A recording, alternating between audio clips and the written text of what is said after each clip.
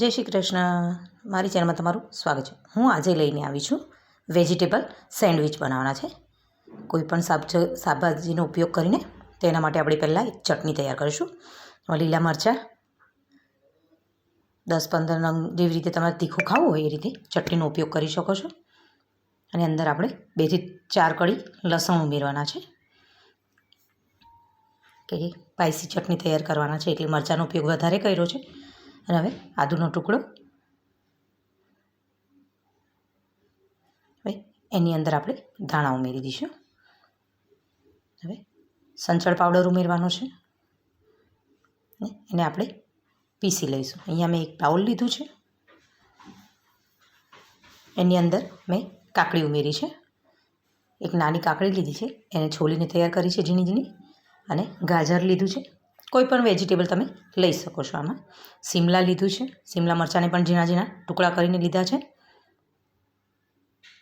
બધી વસ્તુને આપણે અંદર ઉમેરવાનું છે.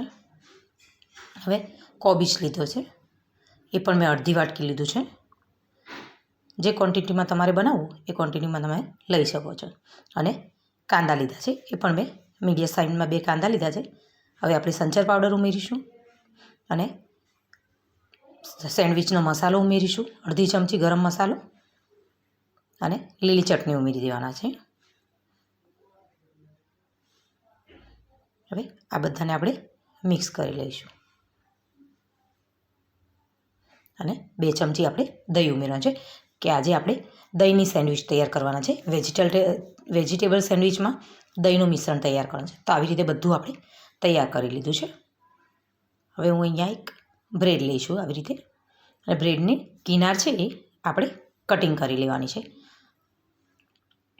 કેમ કે આપણે બ્રેડને શેકવાના નથી, એટલે આ બ્રેડની કટિંગ કરી લઈશું તો સરસ સોફ્ટ તૈયાર થશે સેન્ડવિચ. હવે મેં તૈયાર કરી લીધી છે, તેને સાઈડમાં મૂકીને અહીંયા આપણે એક બ્રેડ ઉપર ગ્રીન ચટણી લગાવી દઈશું. જે રીતે તમારે સ્પાઈસી કરવી હોય એ રીતે ગ્રીન ચટણી લગાવી દઉં. અને બીજી બ્રેડ બાજુ આપણે એની અંદર માયોનીઝ લગાવવાના છે. હવે આમાં આપણે બધું મિશ્રણ પહેલાં મૂકી દઈશું. જે મિશ્રણ તૈયાર કરેલું છે એને ઉમેરી દઈશું.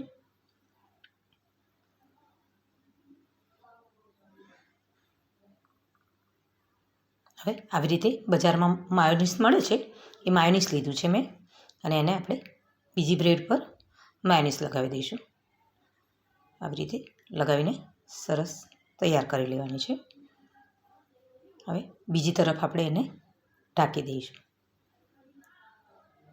મેં અહીંયા મસાલો નાખ્યો છે, ગરમ મસાલો છે, જે સેન્ડવિચનો મસાલો આવે તે. હવે આપણે એને કટિંગ કરી લેવાની છે. તો ઝટપટ બની જાય તેવી સેન્ડવિચ છે આ, કે બાળકો જ્યારે નાસ્તો માંગતા હોય ત્યારે ફટાફટ ઘરમાં કોઈ પણ સબ્જી વેજીટેબલ પડ્યા હોય એની આપણે એને તૈયાર કરીને આપી શકીએ છીએ. તો આવી રીતે આપણે બીજી પણ સેન્ડવિચ તૈયાર કરી લઈશું. તો જોઈ શકો છો સેન્ડવિચ સરસ તૈયાર થઈ ગઈ છે. જો તમને મારો વિડીયો પસંદ આવ્યો તો લાઇક કરો, શેર કરો અને કમેન્ટ કરીને જરૂરથી જણાવજો કે તમને કેવો લાગ્યો મારો વિડીયો.